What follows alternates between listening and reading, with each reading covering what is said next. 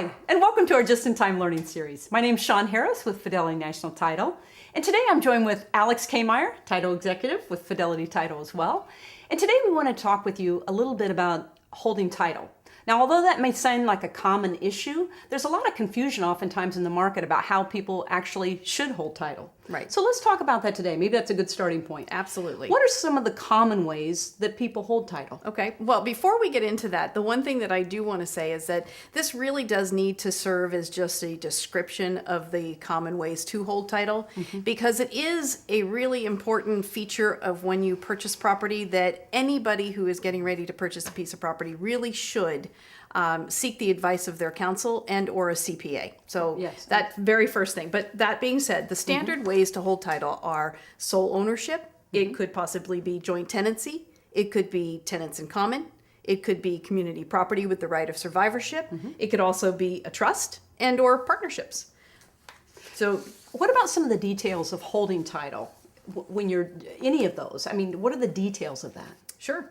Well, first of all, like as an example, a married couple, they could hold title as joint tenancy, community property. Also, they could with the right of survivorship or tenants in common, which all would need to be stated on the deed. And they Right, will pick right. what they want to do based on whatever their CPA or attorney is telling them, because there could be tax implications. So that's why they're going to seek that advice to determine what's best for them. Yeah, absolutely, absolutely.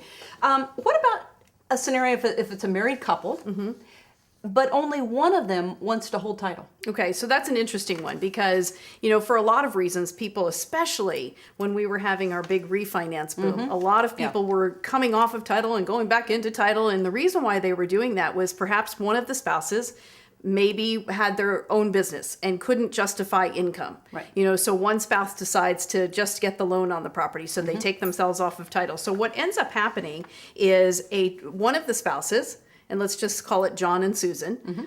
John would deed off of title by doing what's called an interspousal deed. Right. And then Susan would hold title as a married woman, sole and separate. And she's able to hold that property just as her own, and John is no longer has a vested interest in it.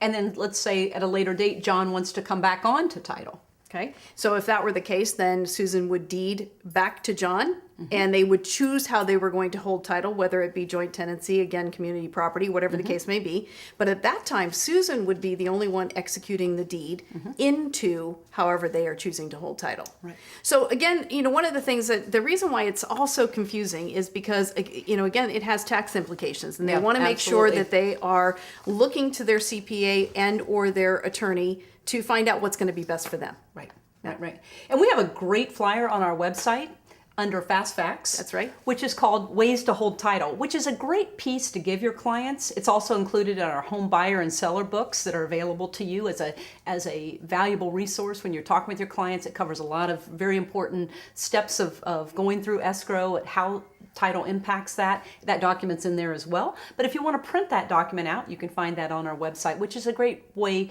for you to provide that to the client so that they can make an educated and informed decision, so it's not really you dictating that to them. Because that's Absolutely. really a decision that they need to make. Absolutely. You know, and sometimes with their attorney, their CPA, that might make some recommendations on that. That's exactly right. Yeah, good. And we're always available here at Fidelity National Title to assist and help you with any of those type of questions that you may have, or if your clients have those as well. So from all of us at Fidelity Title, we want to say thank you for allowing us to be a business partner, and we look forward to helping you successfully close your next transaction.